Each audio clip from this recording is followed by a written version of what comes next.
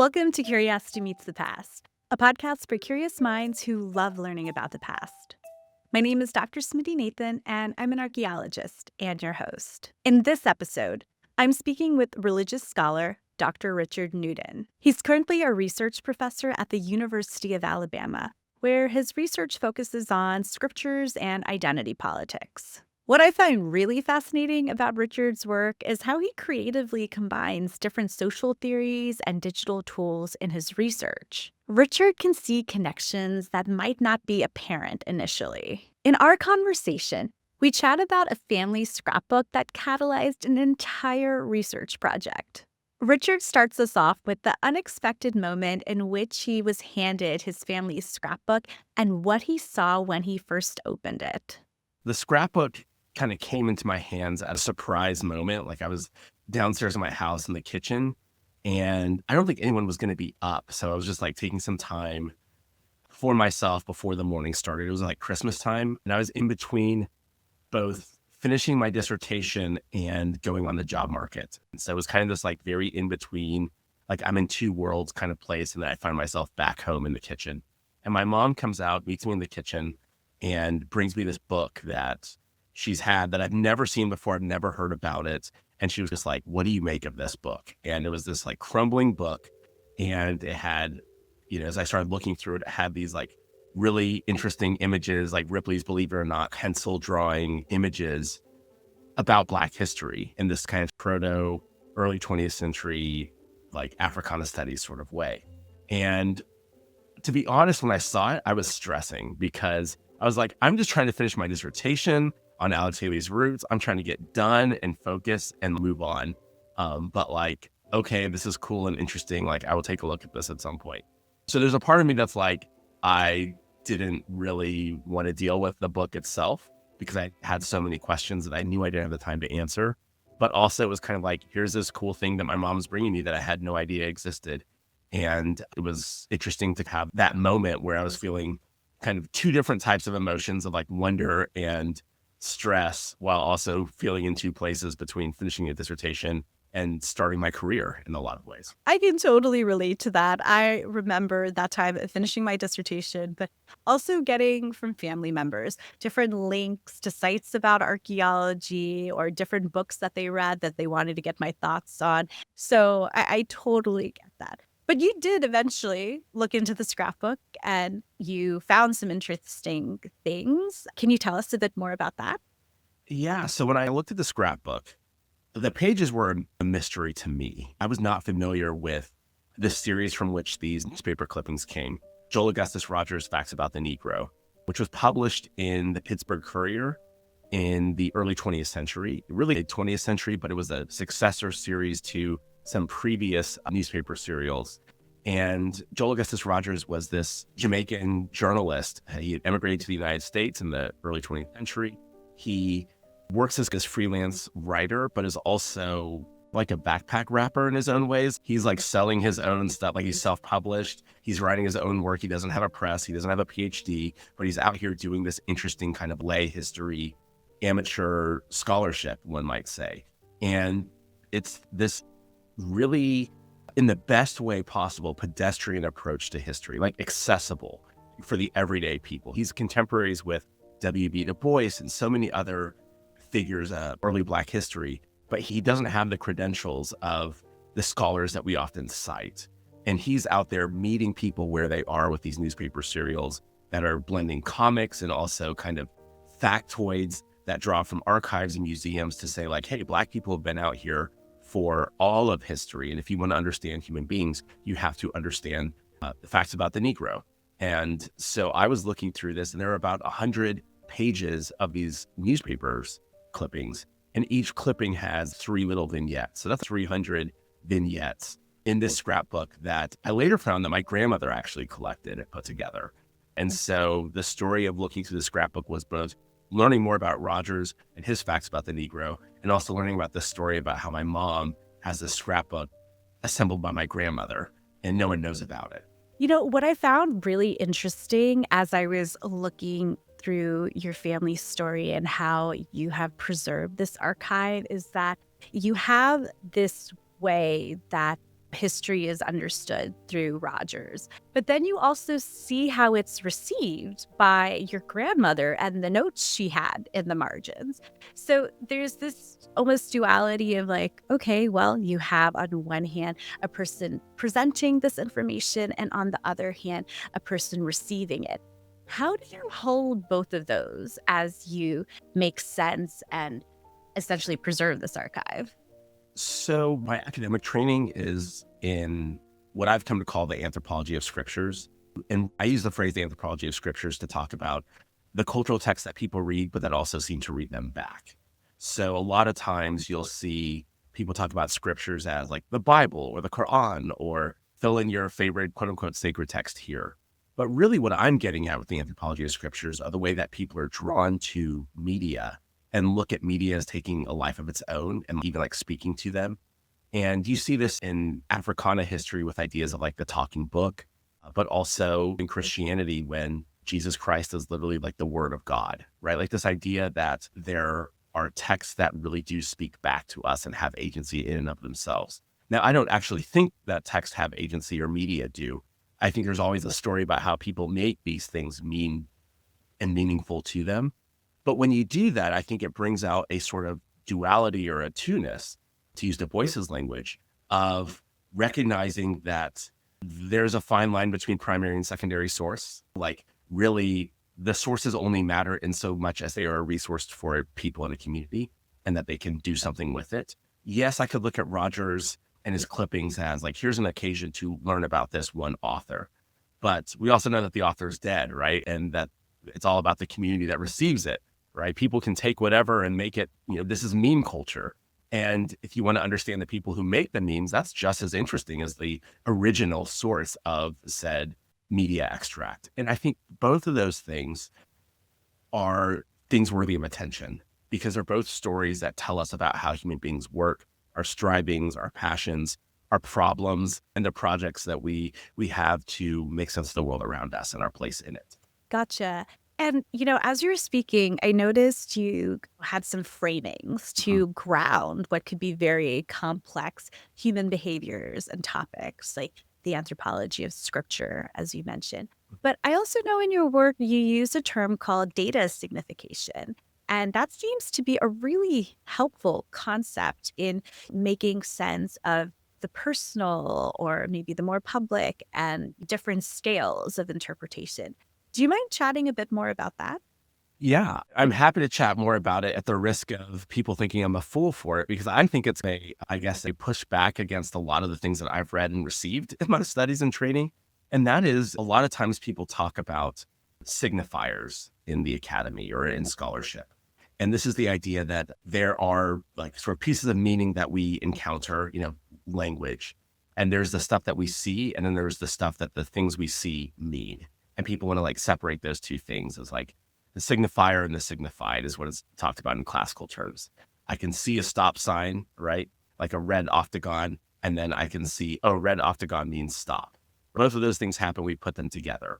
My thing, though, is when we talk about human beings, we've got to keep people in the active voice, having agency, doing what they're doing. Like we have to watch people see the sign and say, oh, that's a stop sign. And I want to always tell that story. I often talk about this with my students in terms of actually drawing like a comic of the arguments or the observations they're making, that it's hard to draw a ball rolling down the hill. You can draw Johnny kicking the ball down the hill, but like the passive voice, the ball was rolling, that's a little bit more tricky to draw. I want us to be able to be evocative with our words and our redescriptions of what we're seeing, because when you do, then we can start asking better questions about how human beings work.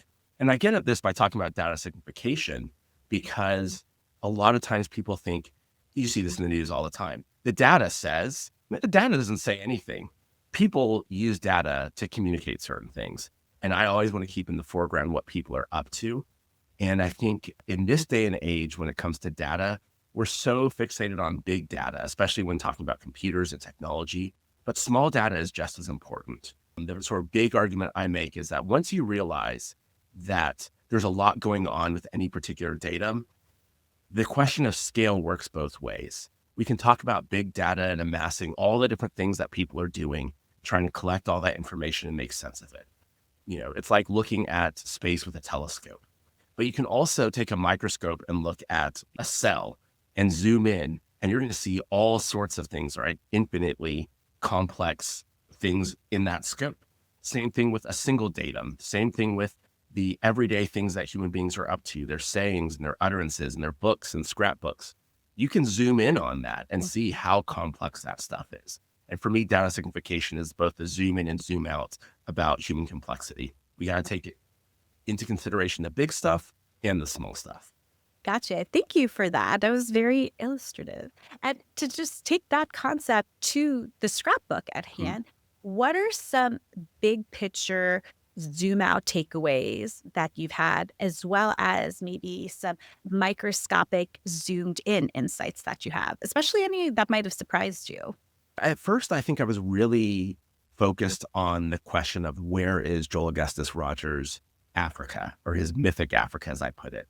And what I mean by that is he's writing in this period when a lot of Black people have been taught to, frankly, forget Africa. Don't hold on to said mythic home because that's not your place anymore. One, because you're just busy trying to figure out how to fit into whatever diasporic space you're in, right? Like under immigration or slavery or colonialism or whatever it may be, like you're trying to figure out your place in the world. So looking back and looking elsewhere doesn't seem like that's the move. But for Rogers, he's making the argument that actually it is, not just for an individual person, but for us to understand human history. You've got to look back and you've got to see where people have gone. And so I was kind of like, well, where is his Africa? And so in the project, one of the things that I did with my students was we looked at sort of these 300 pages and we logged all the locations that he mentioned within this corpus. And then we assigned coordinates to them to plot using GIS, like, where is his Africa? And it turns out he's like on every continent. He's got stories and experiences that happen all over the place. And we did the same thing with a timeline, taking every date or historical event and logging those years and then putting those on like a digital timeline. And he's going from prehistory to not only his present day, but talking about, oh, in a few years, this person might be the first Black so-and-so. Like he's like forecasting into the future where he thinks history is going. And I find that really interesting in terms of this sort of zoom out big picture, because that's what human beings do all the time. They're always anachronistic.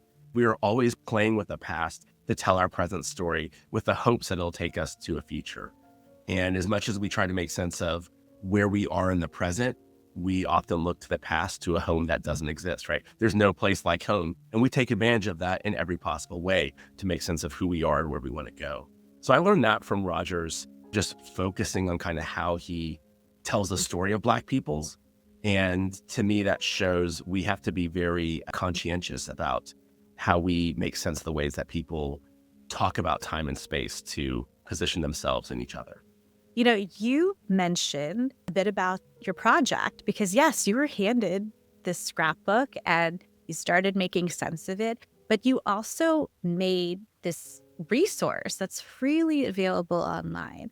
And you mentioned that there's a timeline, there's a map, there's scans of the pages. And after perusing your website, I know there's a lot more. Can you walk us through your kind of logic for sharing this data and why you decided to make it open? Yeah, I think in talking about data signification, one of the things that I was trying to get after from the sort of perspective of the humanities and social sciences is that in a world where we talk about data so much, data doesn't just mean numbers. Data means information that's potentially interesting and useful for the observer, for the curious person.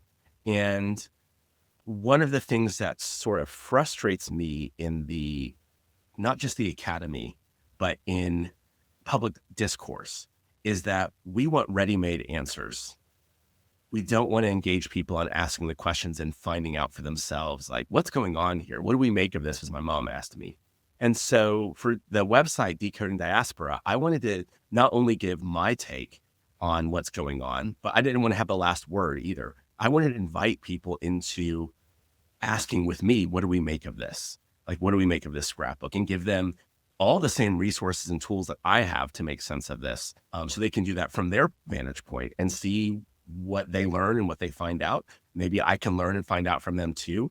And in so doing, I think we'll find out about each other and human beings. And so rather than being like, here's my thesis on this subject. I wanted to have the conversation that I so long to have, and that is, let's take a beat and figure out what's going on here. What do you see happening? What questions do you have? Here's what I see happening. Here's a question I have. And then let's see what happens. And let's do it in a free way, but not behind a paywall and with resources that almost anyone can access. Let's remove all the barriers of entry so that we can let our curiosity run wild and we can help each other in addressing it and developing it. I love that. And, you were talking before about that line between primary and secondary resources. And one thing I hear from my audience a lot is the frustration of not being able to access primary resources and make sense of that for themselves. And I think you're providing access to that, which is really cool, but also inviting that conversation. And I'm curious, has there been anything that surprised you as you've put this work online and made it available to a broader range of audiences? The biggest surprise is seeing the connection points for people. I've had so many conversations with people who've gotten interested in the project because as a kid, they learned about Joel Augustus Rogers. They came from families that were very interested in Black history. And so Rogers was like on the required reading list because he's such an accessible entry point into understanding Black peoples.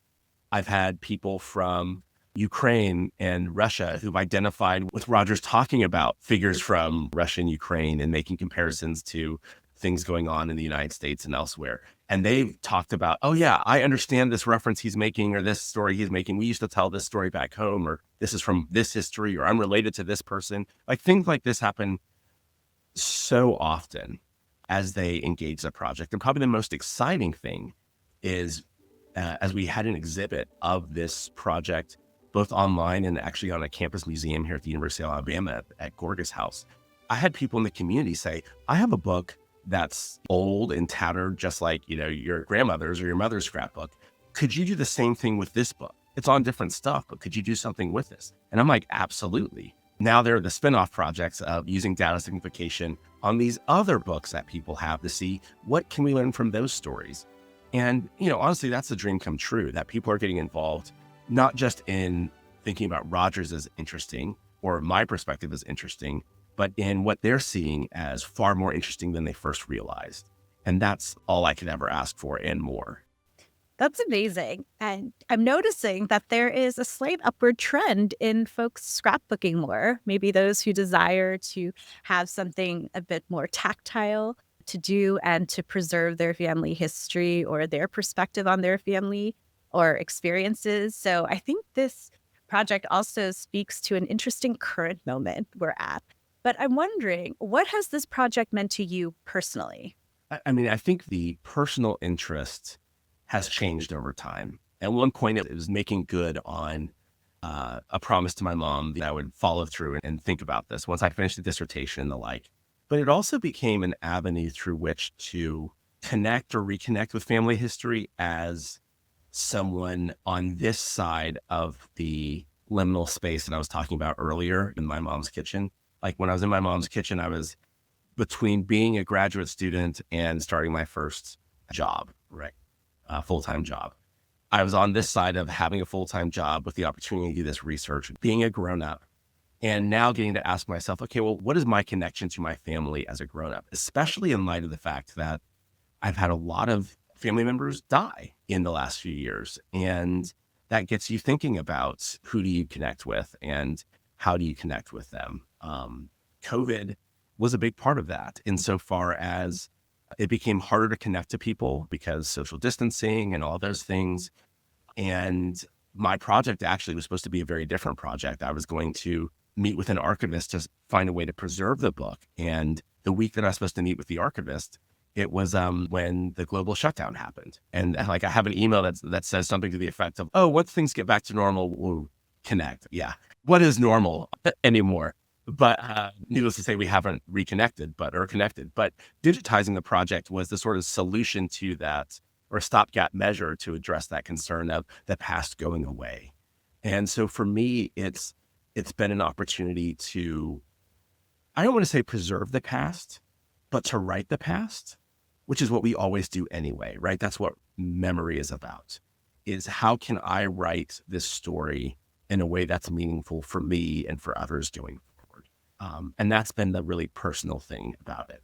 It's been very manufactured insofar as I've had to use digital technology to manufacture this sense of human connection, right?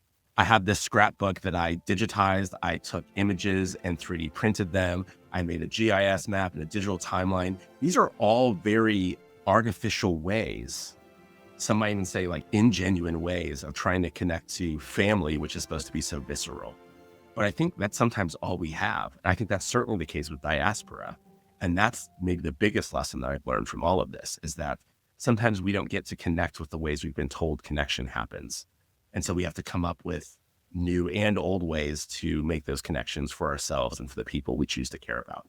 Absolutely. And I do appreciate how your project forms connection or endeavors to form connection through various senses.